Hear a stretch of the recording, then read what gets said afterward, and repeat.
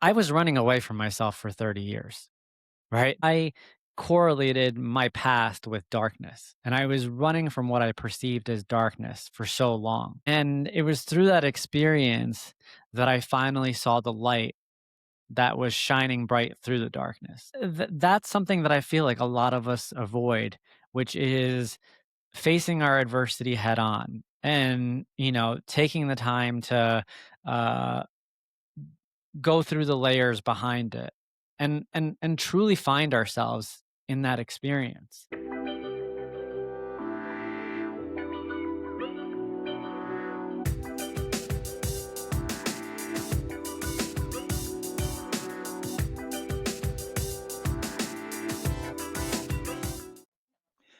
Welcome to the show. This is going to be a good one. My guest today, I'll give a brief intro, but then I'll let him dive deeper into all the different things that he does. But well, first of all, welcome to the show. And you have just completed what number It was of my marathons? 14th overall. Your 14th. Okay, well, congratulations. So my guest today, who's doing a lot of marathons, he's a podcast host. He hosts Mile 40. He's also a two-time author. He's a father. He's a professional, and I'm really excited about him today. So welcome to the show. Would you please just give a snapshot of who you are and what it is that you do, if I left anything out? Dustin, thanks, man. The bio always kills me because I hate talking about myself. Sometimes you need to for different reasons, and just to remind yourself that there's a reason why you feel like you're busy all the time. But no, I mean, like from a headline perspective, I think you nailed it. I mean, the reason a lot of people know me is because of the books that have come out. Mile 40, the podcast, which I've run, which you've been a guest on, is definitely something that's been growing over the last couple of years, and that's gotten a lot of attention. But if you ask me, and we weren't on a podcast, first and foremost, I'm a dad. I'm a husband. I almost said wife. I'm a husband. But Well, you do a lot of things. You're like, no, don't do that. yeah, So yeah. let's jump right into the books though, Sure. because here's one of the things I really want to dive deeper into in your history and why you came up with it. But you talk about the topics of your books that you've written. Sure. So my first book is called Break Barriers: How Setbacks Can Dare You Rather Than Define You. That book was my memoir. And that book really, or I should say, the journey of writing that book, quite frankly, changed my entire life. And there's no way to tell a story of that book without kind of diving into the bigger narrative. So let me give you the context. The context is that I was born in Egypt. When I was 3 years old, I was diagnosed with leukemia. It was the reason that my parents immigrated. They left everything that they knew, and I'm sure they thought they were going to go back at the time, in order for me to get treatment. But what happened was they immigrated. I had been undergoing chemo, radiation. I had faced, several series of setbacks, and it turned to be a much longer journey than anticipated. And when I was 13, I had a couple more setbacks, and ended up having brain surgery actually on my 13th birthday. It was around that time, or it was right after that surgery, when I got a clean bill of health.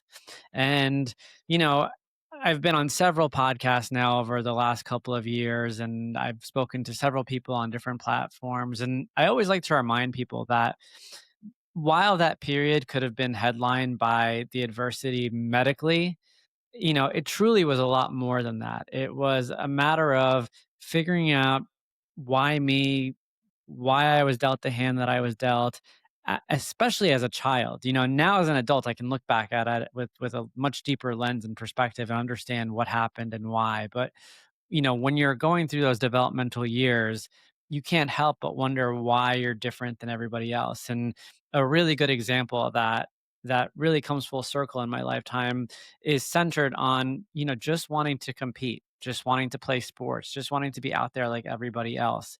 And, despite always doing the right things, fundamentally doing things like being the first one in the gym or the last one out, the constant feedback that I got from coaches was, he's too slow.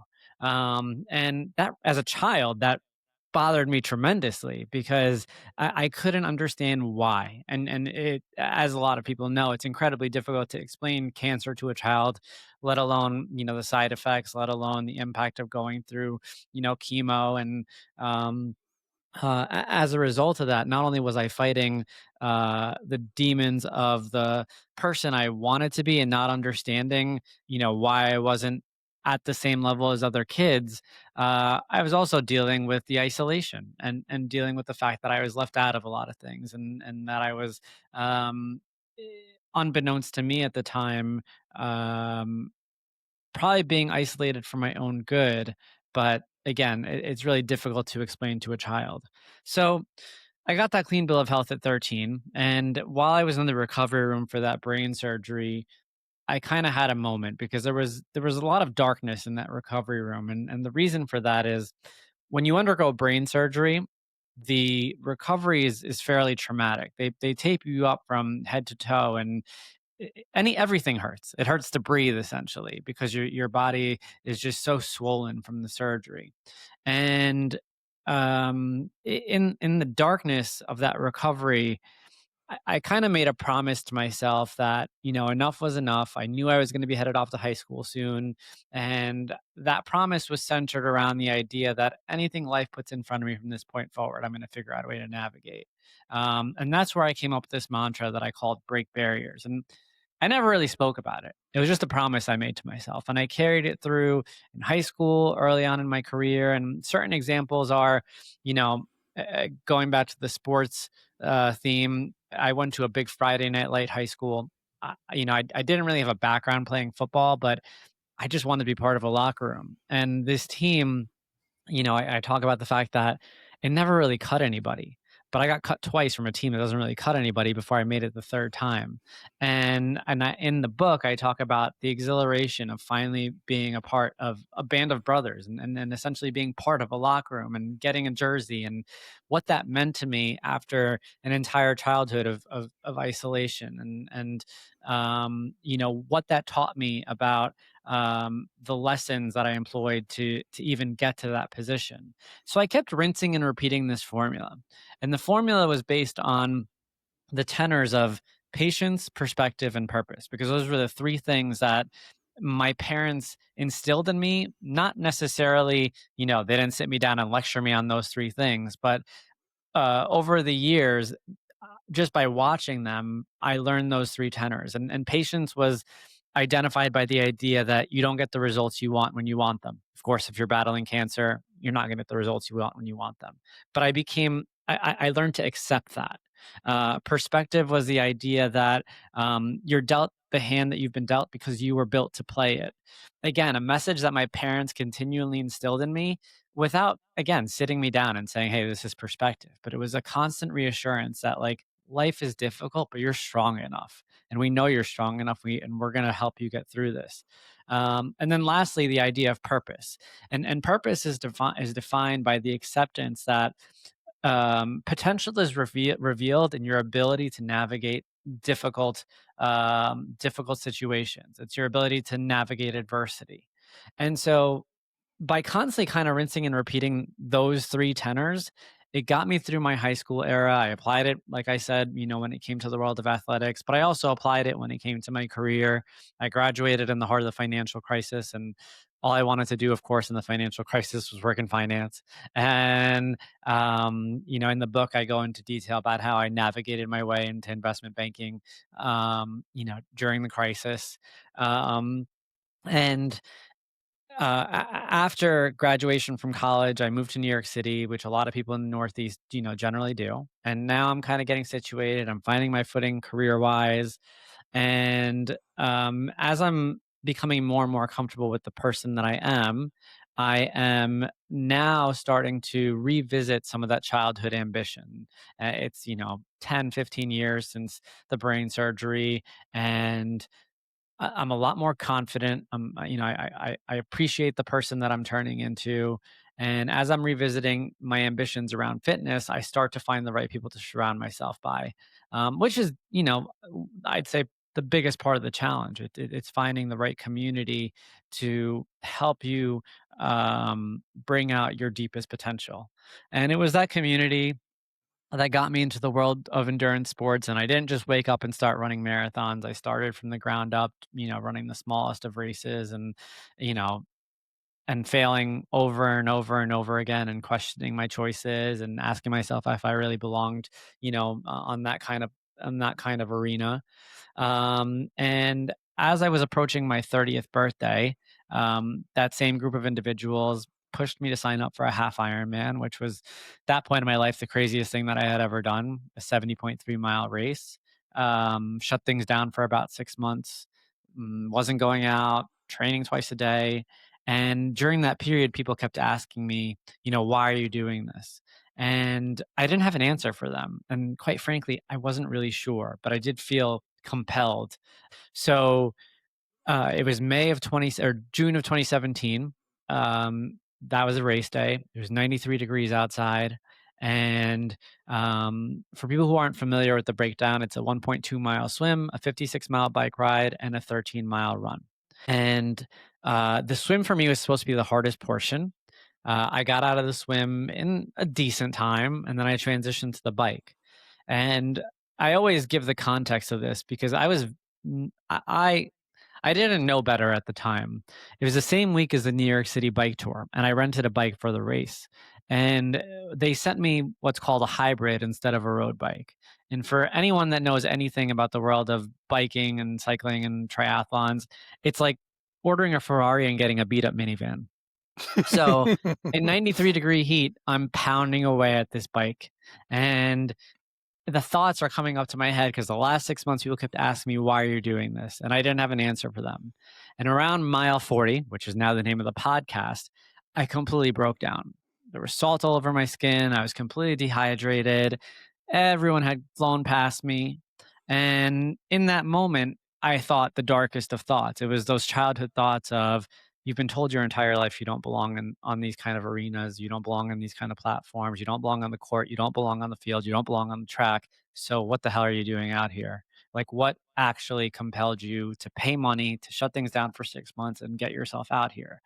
And it was the first time in my adult life where I kind of moved into this fight or flight situation, because I had a choice to make now. I could either walk away off this course, or I could dig as deep as I've ever dug before in my entire life to figure out a way to get, through the end of this race. And when you're in fight or flight, your mind immediately goes to, how have I gotten out of dark situations before? And I remembered when I was a child going through treatment, again, something that my parents didn't do intentionally, but subconsciously they would celebrate small wins, or they would make me feel good about the things that at the time I didn't think mattered. And so I had to figure out ways to turn the next 30 miles into small wins. And the way that I did that, and the way that I kind of tricked my mind into finishing, was, instead of looking at it as 30 miles, we're going to look at it as 1 mile 30 times. And we're going to celebrate every single mile. And so I did that and finished the race in a horrible time by all standards. But I had never felt more awakened in my entire life. I realized I can do very hard things, and I can get myself out of very difficult situations. And it took me 30 years of my life to realize I had what it took to do something like that. So, while everybody else was terrified when they saw me, I was pumped up. I was ready to go, and I knew I was only beginning. So I got back to New York after that race, and I decided to run a marathon, and I wanted to run New York. So I had to learn everything about how to run a marathon, about how to even get into the marathon. And I learned that in order to get in, I would have to fundraise money for charity to get my entry into the race. So I decided to run for the Leukemia and Lymphoma Society. And at the time, I didn't think anyone was going to donate to my campaign. I had to raise just $3,000. That was the minimum I had to raise to get my entry. So I wrote down my story, and I ended up shoving it in a drawer because I got a little gun shy. I thought if I shared the story and I exposed myself and nobody donated, it would bring back the darkness of my childhood. A couple weeks went by, and I had decided to show it to a mentor. And the mentor I showed it to, he looked at it and he laughed and he said, "Why is your goal just $3,000?" And I'm like, "That's all I need to raise." And he said, "You need to make your goal $100,000." And he gave me $1,000 and he said, "Go." And to this day, I tell people that that one conversation changed everything, because it was the very first time in my life that someone looked me dead in the eye, told me that they saw the potential that I felt that I was hiding my entire life. And I ran with it. You know, I just needed some sort of validation. It's not to say that I didn't have the support, because I did. My parents were incredibly supportive, but it's different when it's your parents versus when it's someone from the outside. And this is someone who didn't really know me that well. And once I started running with it, 1,000 turned into 5, 10, 20, 30. The campaign started to get some publicity. NASDAQ reached out. They invited me to ring the closing bell. ABC reached out. They wanted to feature me during the broadcast of the marathon. I went from never sharing this story to all of a sudden getting, all this money raised, and the publicity that I had never imagined. And it wasn't so much about the publicity as it was the messages that started trickling in from cancer patients and from caretakers. That's when I realized telling your story makes you different. That's when I realized, you know, owning your truth can have an impact that's much deeper, than just, you know, finding yourself. You can truly impact others by owning your vulnerabilities and by showing up authentically. And, that first race, I mean, from a performance perspective, was not great. I finished that marathon, but I was too overwhelmed emotionally to run it properly. And I didn't, with everything going on, I didn't have enough time to fully understand what it took to run a marathon successfully. And the only thing I knew was that life was never going to be the same. I got back from that race. I was working in finance at the time. I started to realize that I had more to offer the world. And where this comes full circle, and now I'm finally answering your question. 6 months later, I Googled how to write a book. And that's when I wrote Break Barriers. And Break Barriers was that story on paper. It was a story of the immigrant child who was diagnosed with cancer, whose parents left everything, and who found himself at the finish line in Central Park 30 years later. Thank you for sharing that. I I think that mean, was a 13-minute answer, but that was only about book number one. But that, well, you answered the question. And congratulations. thank you. It's so inspiring. And the first time you came across my attention, it was like, oh wow. And then I started reading more, and then we had our first conversation, and then we recorded the pot, and every step along the way, it's never dull. And I'm thank you for sharing that, because a lot of people may be hearing this and hearing about you for the first time. And so I thought you did a very good job of trying to encapsulate, because that's you it's way more than 13 minutes of what you just said. Yeah. uh, One of the things that I really want to ask you about is when you said you didn't really share this mantra or anything, you didn't really put it out there, but when you started to write it down, or you started to kind of share it, like, when was the first time you started doing that? You started verbalizing it or writing it, not necessarily sharing it with anybody else, but around what age were you starting to actually, like, I'm going to journal this, I'm going to write this down, I'm going to, intentionally push this forward? It was no, it was all inside. None of it came out until until that area. That was the problem. It was all it was all suppressed. It was dark. To me, it was an era of darkness. So it was a lot of suppression throughout my lifetime.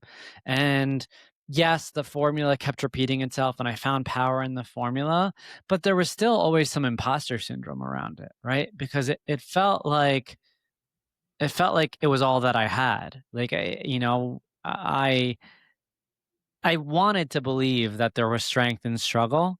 And yes, I was seeing results, but it still felt like those results were coming a little bit slower than everybody else. And, like, for instance, making the team on the third time, or even though I finally got into finance, it took me 3 years to get there. So it was working, but it felt like it was working slower than everybody else. And it wasn't until that mile 40 experience where there was no one there. There was no one there to see it. It was me by myself in the middle of nowhere. digging as deep as I could possibly dig, and finally realizing like I am capable. Like I am. Like there's no questioning it. Like there was no questioning it in my mind because I literally just did it. And then there was the external validation that came from that mentor. So that's when it started to come to me that maybe I do have something. And I want to make sure that I call one thing out about break barriers that's really important. When I wrote break barriers, I Googled how to write a book, like I said. I didn't know anything about the book writing process. I had no literary background. My favorite number was the number 8. So I remember writing 8 chapters and I was thinking, like, this is how I'm going to do it. I also Googled how many words you need to write to reach 100 pages, just 'cause I thought that was a respectable amount of pages, and it was 20,000 words. So I actually was bringing my laptop to work every day and just writing like 500 words a day until I hit that 20,000 words. And the one thing that I think made Break Barriers successful was I wrote it with absolutely 0 intention of book sales. Like, I didn't I thought I was gonna lose a lot of money on it, but I was okay with that because I started to see the power of that process of putting my thoughts on paper and sharing the story that I had been holding for 30 years. Like, I had literally had it bottled up inside of me for 30 years, and it was driving a lot of my behavior, a lot of my decisions, a lot of my interactions, a lot of my relationships, a lot of my doubts, my fears, my successes. And I never wrote it down. And I didn't feel worthy of writing it down until I got the validation, not only from that mentor, which was the main domino, but then from finally sharing it with the world through that fundraising campaign and finally getting the feedback. And I thought to myself, you know what? So long as this book gets into the hand of that one person who needs it, it is what it is. If it costs, $10,000, $15,000, whatever it is to write this book, like, it's okay. Like, I'll make up that cost at some point. And I truly, and now when I talk to people who want to write books, especially in this kind of arena, I tell them, I think the only reason the book did well is because I wrote it with 0 intention of book sales, It's and authentic. It's it's authentic. authenticity. Yeah, and I think that's why it did well. Um, and yeah, I mean, authenticity wins 100% of the time, in my Yeah. opinion. Yeah, Authenticity, undefeated. So undefeated. Exactly. when you were going through that process of writing the book, and now you're digging into those darker times or the dark time, and you're thinking about these things, and let's say you're just writing it out, you have your like, okay, you just got to do this many words, you got to do that. Were there things that came up as you were writing that were aha moments in reflection Yeah. that you're like, I forgot that happened, but wow, that was a pivotal moment. So I know I'd mentioned I did that Google search for how many words you need to write to reach 100 words, right? So it was 20,000 words, and um, I'll tell you, I wrote this book faster than anybody could write a book. And it's because I was so locked in, right? I was single at the time. I was coming off of the marathon, and I was coming off all the attention that it got and all the notes and all the positive affirmations. And I was hell bent on getting this out. I was either working out, writing, or eating. Like, though that was basically my life. And after I finished that first draft, I reached out to a friend who went to Harvard, and it was very presumptuous, but I just was like, "Hey, man, like, I know you've got to know somebody who's published the book," and he did. And he, Safe assumption. Yeah, you went yeah, to Harvard, and somebody wrote a book. yeah, and he introduced me to that person, and that person looked at my draft, and he's like, "Look, the context is really good. Let me give you my editor." And that's where I go back to the whole concept of I had no idea how to write a book. I don't know what it cost. I actually was worried that I was getting introduced to an editor and I wasn't gonna be able to afford writing my book. Like, I didn't even know how much it would cost. The editor looked at it and he saw the power of the story, and I think because he saw that authenticity, he was willing to work with me on it, and he was able to work with me to get to a price point. Because at the time, not knowing what it would cost, he was able to get to me with a place where, like, I felt comfortable. And after he read it, he told me, he's like, "Look, you can have all the good content in the world, but writing a book isn't about having good content. It's actually about writing your content in a way where the reader feels they have a reason to turn from the first page to the next page all the way to the last page. So even if the heart of your story is really good, if you're not keeping them engaged and give them a reason to turn the page, then you don't have a good book. And so he gave me this exercise. He told me to take 50 flashcards and on each flashcard, think about the 50 most critical moments of my life. That was a very difficult exercise. I have a bad memory as it is, but thinking about 50 critical moments was tough. And um, after I think of those critical moments, he's like, I want you to write 1,000 words for each of those moments.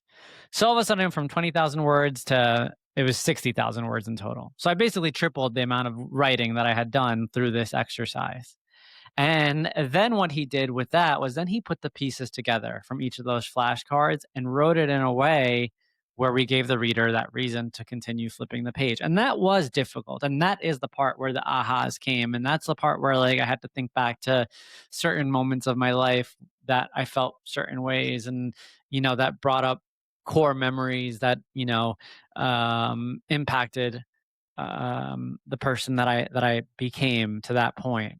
And that was good because it made me not only reflect, but it made me appreciate the ups and downs of the journey. And I can't say it enough. And this was big something I was a big objective of writing Break Barriers was I didn't want it to be tailored toward a certain audience. Like, yes, I had leukemia, and yes, I just ran a marathon, and yes, I was an immigrant, and all those things are elements of the book, but I wanted the book to be written in a way that anybody who read it could pick it up and figure out a way to relate. And the reason was I strongly believe that the one thing that unites us all as humans is that we all have our barriers, we all have our obstacles, we all have our setbacks.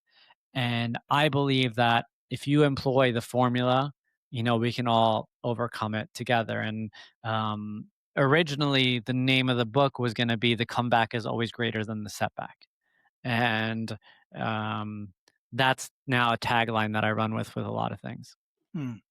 Well, I really like what you said there about not wanting it to be tailored to a specific audience because it's not a leukemia story or a Yeah. marathon story or the sports story. It's a human story. Yeah. And to your point, we all have barriers, and having a formula break them and showing how to do so. How do you feel like your relationships changed or your perspective on relationships after doing that exercise, if at all?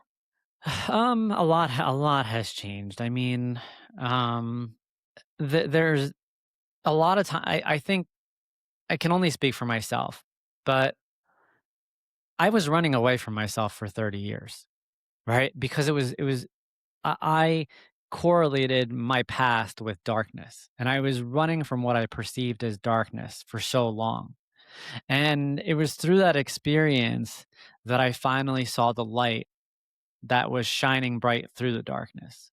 And that's something that I feel like a lot of us avoid, which is facing our adversity head on and, taking the time to uh, go through the layers behind it and truly find ourselves in that experience. None of that would have happened if didn't I didn't embrace the idea of doing hard things. And mile 40 is a good example of that because without that moment, I wouldn't have understood what I'm capable of. But then, I kind of started to build this passion for continuing to put myself in difficult scenarios to continue to uncover more and more about who I am truly and what it is that I'm capable of. And like I joke around about it, but my entire life was has been, a cycle or cyclical around the idea of persevering and navigating difficult situations. And I joke about it because my wife and I even dated 3 times. Like, like it wasn't nothing came easy. No, nothing came easy. And I'm glad I'm glad that I fought for my wife, obviously, and I'm very happy with the way things turned out, but, for better or for worse, I've always put myself in difficult situations, because I've felt that on the other side, I've been able to find, the person I was destined to be. Yeah. So, and also, I guess along that question, when we talk about relationships and when you, and again, just you're speaking from your experience, and some things I think a lot about is empathy Yeah. and understanding. And sometimes when people can be bitter or not necessarily relate to certain people, but once if you get introspective and understand your journey and see it in other people, did you become more confident in speaking with other people or more empathetic? I mean, I don't know what the answer is Yeah, for no, I you, but I just mean, wonder how you actually relate to other people after finding yourself. yeah, no, I mean, I'm a big believer in giving people the benefit of the doubt. Like, I really truly believe that because and I think you'll agree with this being that you're a podcast host. Even with Mile 40, the podcast, I've realized I've always known it, but now I can double down on it and I know it for sure. We have no idea what everybody's walking around with. Like, you've no idea the burden that people carry around with them. And, I joked after like 10 episodes of the podcast that I didn't know I was going to have more material. And now we're on episode 160. And every single episode is different because every single person is walking around with something that you know nothing about.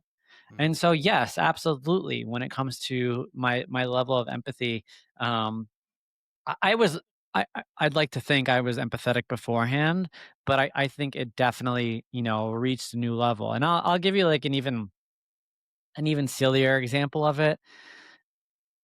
Before all this happened, and before I ran that first marathon, like I knew nothing about fundraising for a race, and I didn't realize that you had to fundraise for charity to get entries into the race. And now, obviously, that I've run all these marathons and I'm very, very connected to the marathon community, and I've done a lot of events in the marathon world. Anytime, I mean, hopefully, I'm not going to get splashed with a million emails after this, but anytime I come across anyone fundraising for a race, I immediately donate because I know what it's like being uncertain if anyone is going to donate to your cause. I know what it's like being vulnerable about your story and not sure if your story is worth, anyone's time, money, or effort. And so, it's a simple act, and a lot of time, I'd say a good amount of time, it's complete strangers. Like, I'll just get something come my way from a complete stranger, who's running a race, who's just got a campaign and has a small goal to hit. And I know what that's like. I know what that's like, being unsure if you're going to hit a goal, especially if it's your first or second or third race. And so I could tell you 10 years ago before I ran a marathon, those emails would have gone straight to spam or, trash because I would have just been like, I don't want to be solicited right now. But now, like, I understand, like, I get it. Mm. That's a simple example, but I think for those people, like, I know for those people, especially the first timers, like, it goes a long way. And I think for anyone listening, it's important to kind of put yourself in the shoes of others, especially those who are going through things that you've already experienced. Well, let me say this because also I just did well, shout out to Bob Babbitt and Jeffrey Essecow and the Challenge Athletes Foundation. So I just recently, probably about a month ago, participated in my first Mm. triathlon relay. Okay. Uh you were part of the inspiration. I can't say you're the only Yeah. inspiration, but when I was like, oh yeah, like I'll do this, it's Yeah. fine. I have a couple people that did the relay. I did the bike portion because I have Sure. another friend who is a really good swimmer, another friend who does triathlons all the time. And I was like, I can ride a bike. Uh-huh. And then once I signed up and people were like, no, the 30-mile bike ride is hilly and it's hard. And I was like, shoot. All right. But I finished. I did it.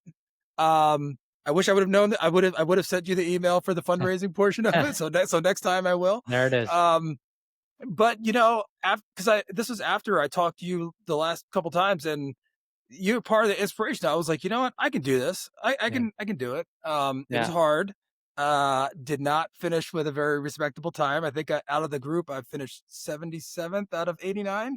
Okay. And you know, the Challenge Athletes Foundation is an amazing organization, and it was so humbling to be out there and to see people flying by me. Some were, you know, older women, some were people with one leg, some Mm. people were I was just Yeah. like, wow, this is crazy.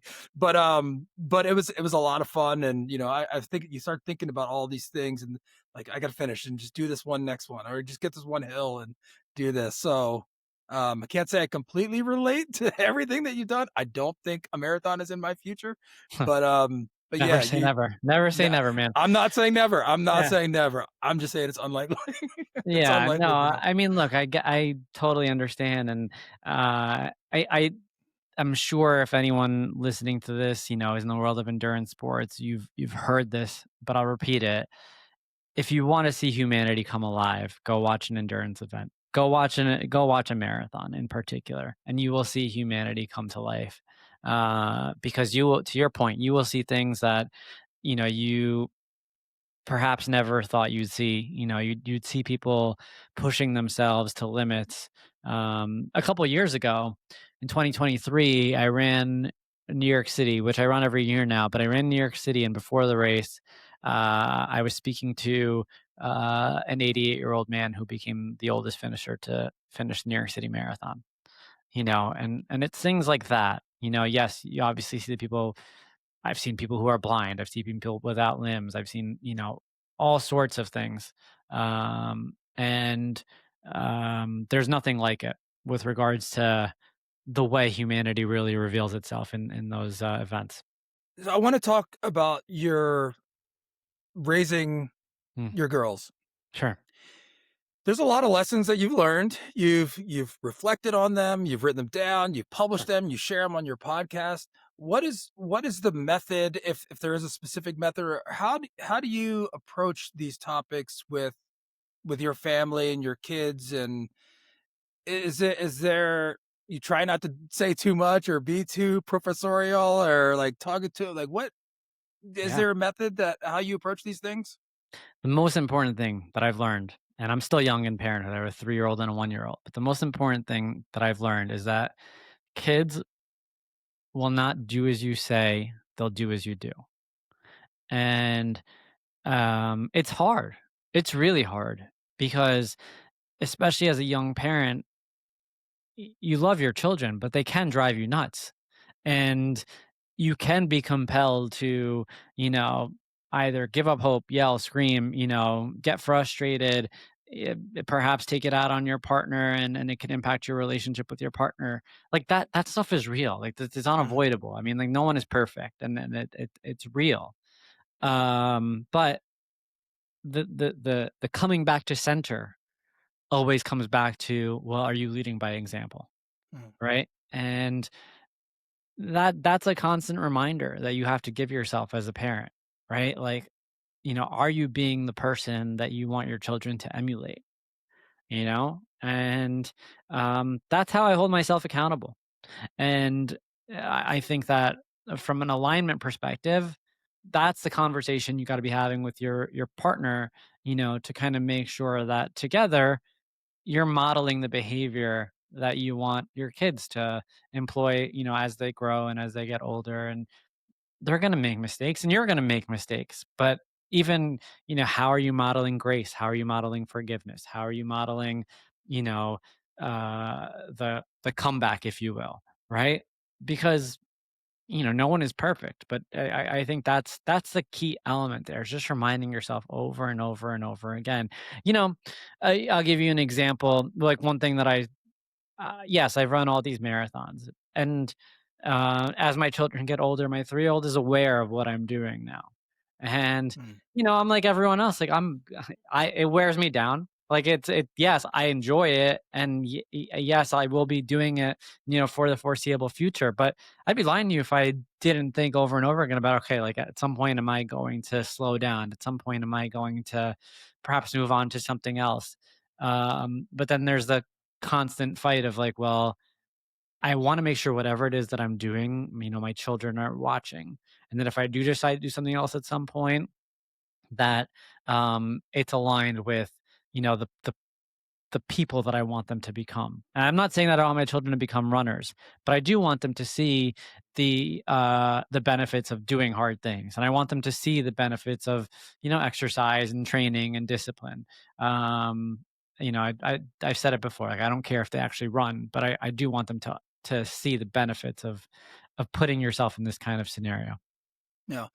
Can you talk a little bit about how these things that you've learned in the discipline and and I know there's the book, but are there Yeah. other things in your professional life or your life that you've seen things bloom or manifest that if not for this experience of going through that, that you don't think you'd have had success elsewhere?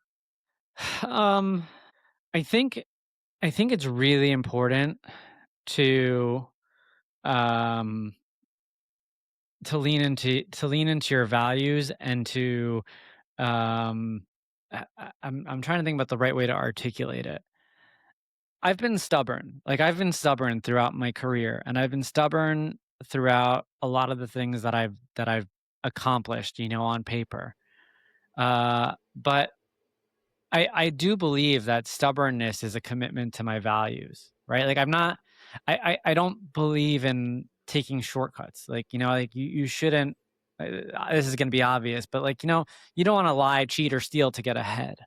And that was something that I learned at a young age. And I'm not saying that people are running rampant doing all those things, but I do feel like a commitment to the values that have been instilled with you will take you a lot further than someone who's trying to get ahead as quick as possible. And it might take longer, but once you get there, you'll realize, that you've made it a little further along. And I believe that that was one of the key reasons I was able to do some of the things that I've been able to do. Like even with the marathons, like uh, I've increased my speed tremendously over the last 8 years since I've run my first race. Like I've improved by over an hour and a half in marathon times. And it's funny because people don't see the work that went into that over the last 8 years. People just see now. And people just presume, "Oh, you must have always been fast."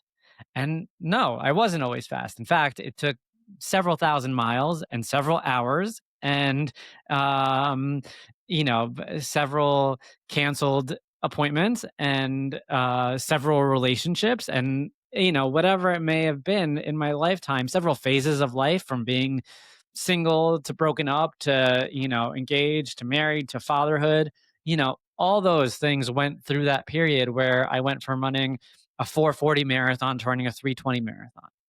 And Wow. I think it's really, really important for people to realize that like it's not going to happen overnight. But if you're committed in continuously doing the right things over and over and over again, you're going to see results. And that's where, the quote unquote stubbornness came in. I was always committed to doing what I had to do to getting the results that I wanted, and I didn't care how long it took. And I think that, quite frankly, is the secret, right? At the end of the day, the secret is outlasting everybody in whatever it is that you want to do, whether it's in your career, whether it's in sports, whether in relationships, whatever it is, it's outlasting everybody. And the only way you'll outlast everybody is if you have a formula that you're committed to. And, again, authenticity wins, right? People can see through if that formula is inauthentic. A lot of when you talk about the motivation and the things that push you forward, it sounds like, well, I understand a lot of it's internal. Mm. You draw upon the strength and the lessons that you've learned in the past and wanting to push forward. Are there any external people you mentioned your parents, you Yeah. mentioned the mentor that you had Mm, early on. Are there any other external sources that you look to for motivation, inspiration? I understand in yeah, conversations we had before, the people that you have on your podcast and the yeah. people that you have relationship. But are there anything specific that you look towards and like, okay, like this, whether it's a runner, whether it's an author, whether it, who else do you look to for inspiration?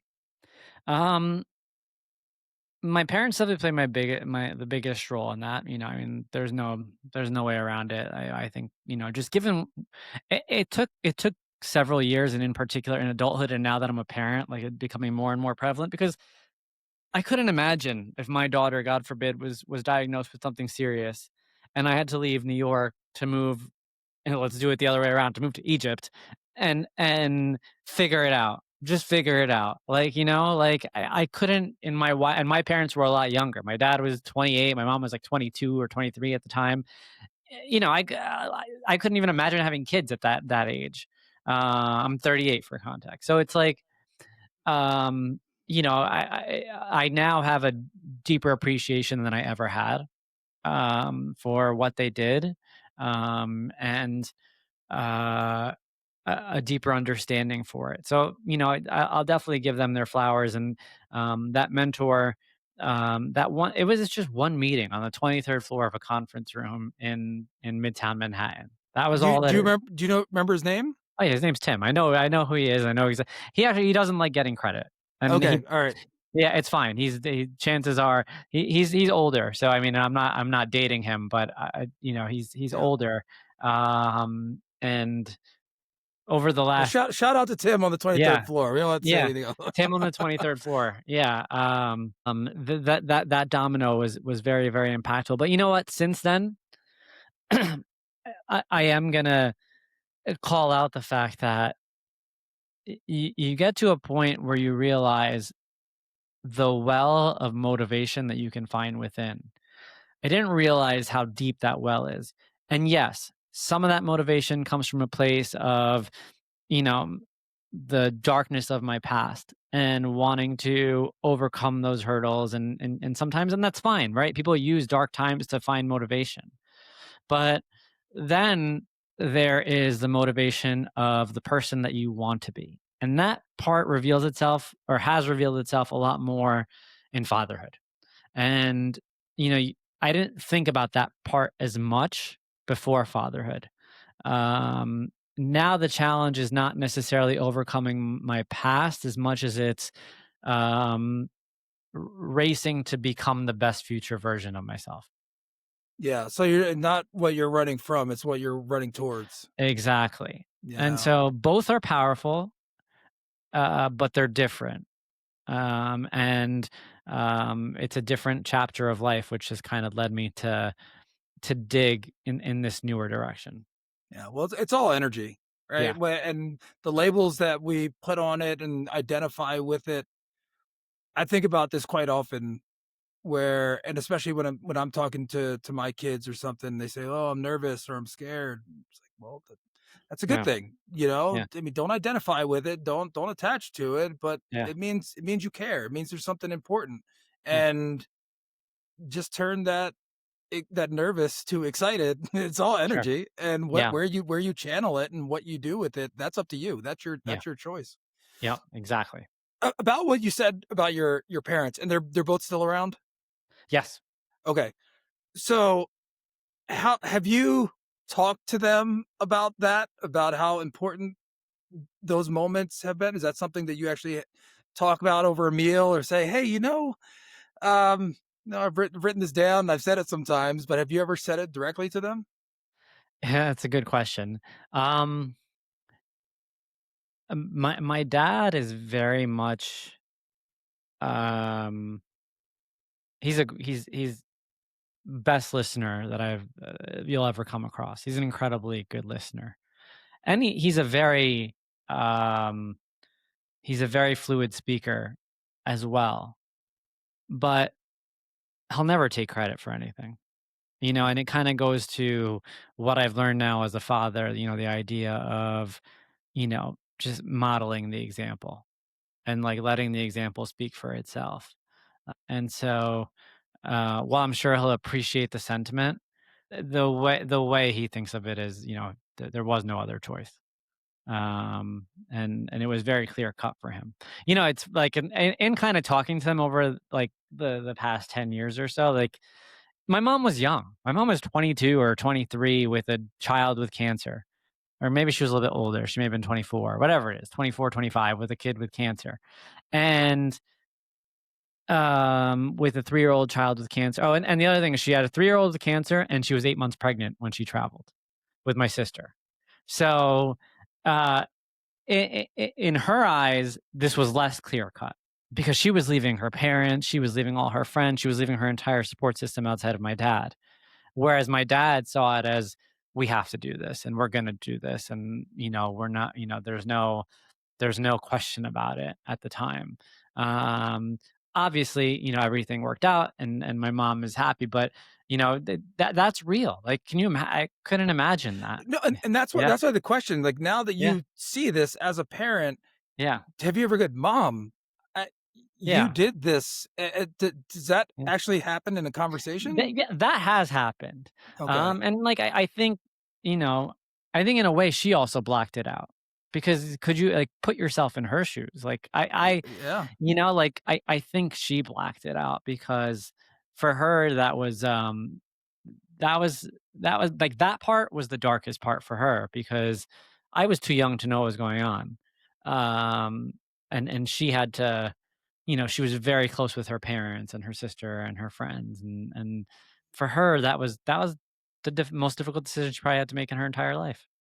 Wow, man. I mean, even thinking about these things, and you said, like, put yourself in her shoes, and then my Yeah. mind, when you start to literally start to think about those things and what that means and what that age, especially as I get older and have these experiences and how the hard things are, it puts things in perspective, man. Absolutely. Yeah.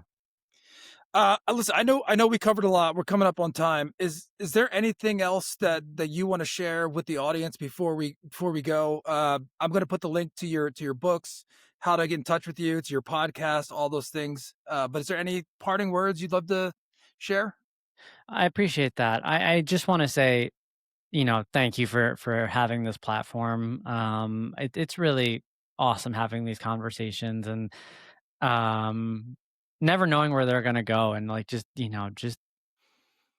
being real, and I Yeah. truly feel that around you and around what you're doing and, what it is that you're building, and I think as we were talking, you know, it really dawned on me that I've been asked about this a lot around what the secret is, and the secret truly is outlasting everybody, and that's not in a competitive way, but it's in a commitment to self, and it's in a commitment to your values, and it's a commitment to your foundation, and, you're gonna have doubts, and that imposter syndrome is gonna creep up.